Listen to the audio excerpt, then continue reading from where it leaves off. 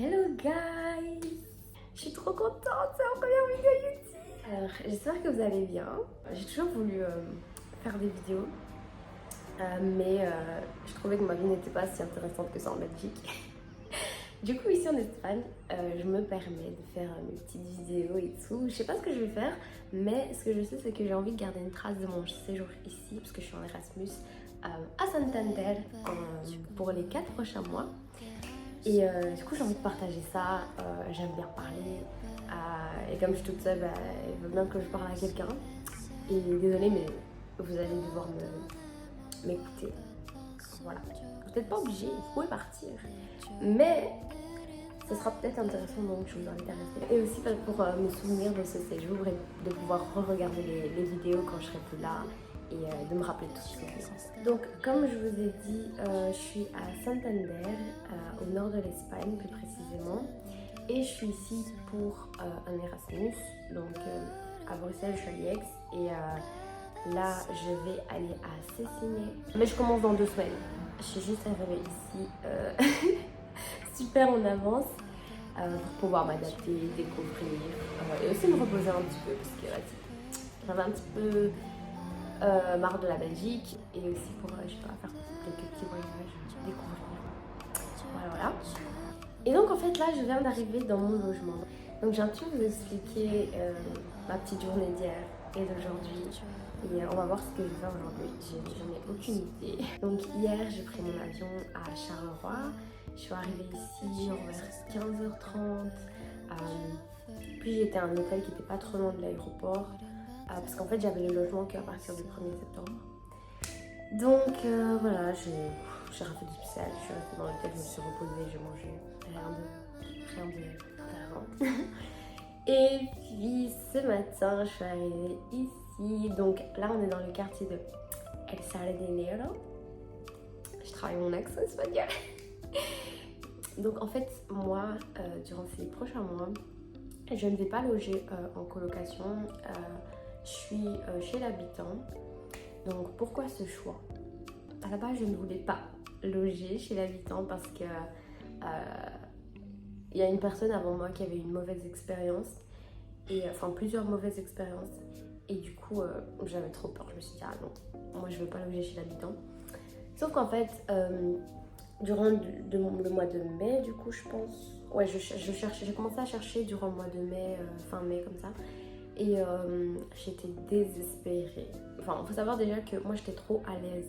J'étais trop à l'aise, je me disais ouais, je vais trouver pendant l'été. Et sauf qu'en fait, les autres filles qui viennent aussi de mon école en Belgique ici, elles avaient déjà leur logement. Du coup, je me suis dit ah, faudrait peut-être que tu cherches. Et ça m'a fait un petit peu paniquer, donc j'ai commencé à chercher fin mai. Et au début j'étais trop désespérée, genre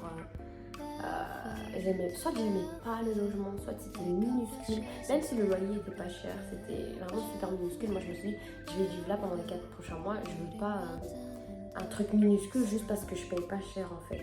Juste, je vais pas payer un truc pas cher et me sentir mal pendant les 4 mois en fait. Donc voilà, donc soit j'aimais pas, soit on ne me répondait pas, et soit, bref, il y avait toujours quelque chose. Et coup, j'étais trop désespérée.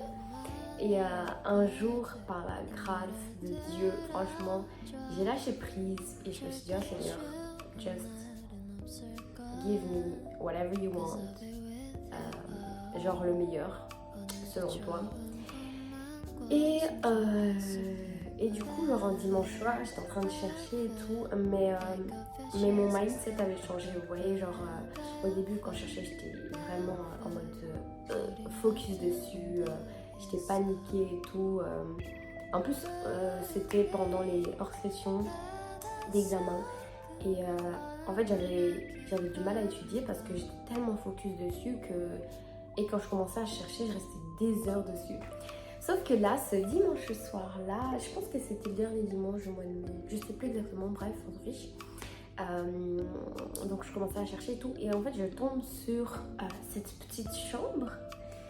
Je vois les photos et tout, et genre vraiment c'était un coup de cœur. Je me suis dit mais en fait c'est vraiment ce que je cherche. Genre en fait je cherchais une chambre où il y avait quand même assez d'espace et où c'était très lumineux. Et là, je pense que vous pouvez voir que c'est très lumineux. Et aussi près de la plage, enfin entre la plage et l'université du coup. Et cette chambre, en fait, elle correspondait aux 3 critères. Et du coup, enfin je regarde et tout. Et le seul hic à ce moment-là, c'est que c'était chez l'habitant. Et moi, j'avais une mauvaise image du logement chez l'habitant. Je me suis dit non, c'est pas possible. Mais j'ai quand même tenté, je me suis dit je vais quand même envoyer un message, on sait jamais et tout. Et en fait, la personne le lendemain m'a répondu et en plus c'était une femme. Donc ça m'a rassurée parce que si c'était chez un homme, je pense pas que j'aurais accepté. Et donc là, dès le lendemain, après mon travail, elle m'a appelé. On a fait un appel vidéo. Et enfin, le film, il est passé direct. Elle avait l'air super gentille, super souriante et tout. Et en fait, je sentais que c'était bon. Et le lendemain, effectivement, elle m'a dit « Ah ben c'est bon, c'est pour toi ». Et j'étais super contente. Et en fait, ça m'a tellement soulagée parce que, comme je vous ai dit, la hors-session d'examen était terminée et je rentrais dans la session d'examen. Du coup, ça m'a vraiment soulagée. Et je pouvais vraiment me concentrer sur mes examens à ce moment-là. Après, je paye quand même plus cher que les autres chambres que j'ai vues. Mais franchement, ça me dérange pas parce que j'ai vraiment le confort.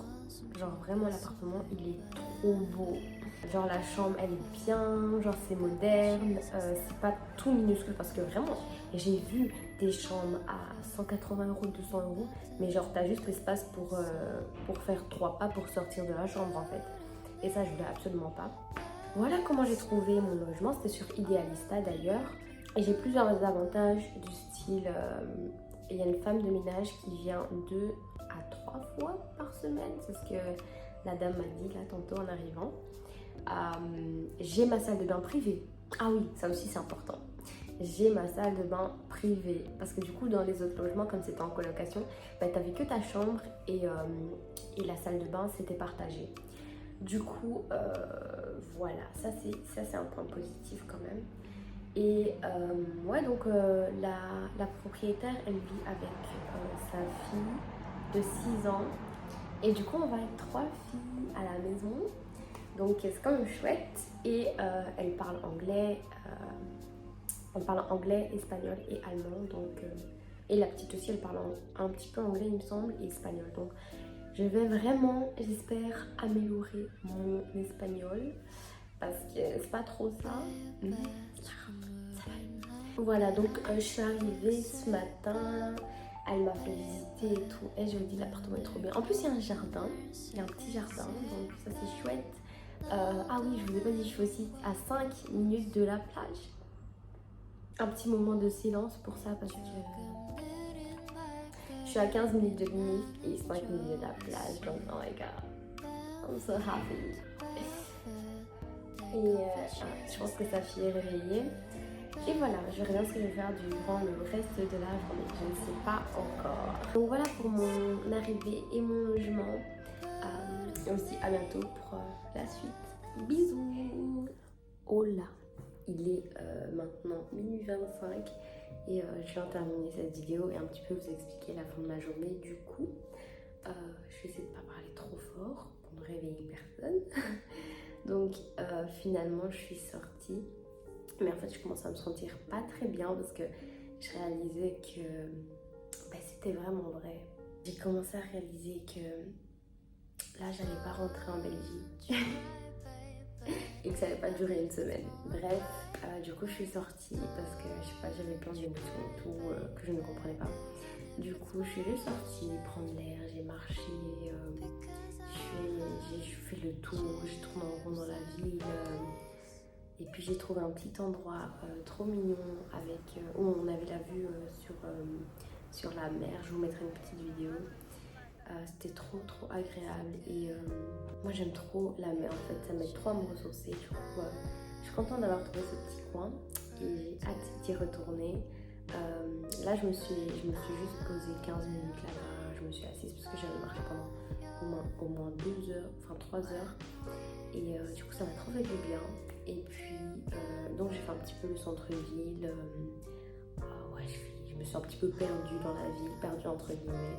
Enfin, en fait je suivais pas trop le GPS et quand j'avais envie d'aller dans une rue j'y allais. Et j'ai découvert des beaux petits spots. Et ensuite, ouais, j'ai été sur une des plages. Et après, j'étais trop fatiguée. Ça faisait 4 heures que je marchais. Donc, au final, je suis rentrée. Et voilà, j'ai commandé à manger. J'ai mangé. Et c'est tout.